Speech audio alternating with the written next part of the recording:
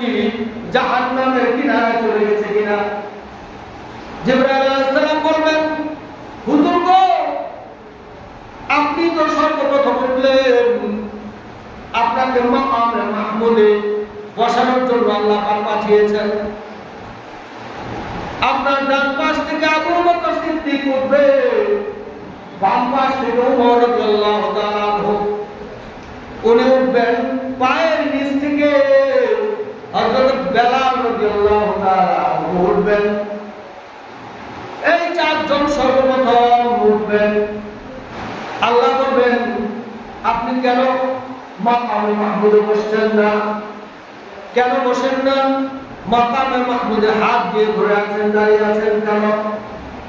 আল্লাহ নবী বললেন, আল্লাহ গো, আমি যদি মাকামে মাহমুদে বসি তাহলে মিজানের পাল্লার ওইদিকে আমার উম্মতের আমলনামার অবস্থা কেমন এটা কে দেখবে? আমার যেতে হবে, দৌড় দিতে হবে, সেখানে আমি বসবো না। তারপরে আল্লাহ নবী সিজদা কান্নাকাটি করলেন, সিজদা থেকে উঠেন না। কেন উঠেন না?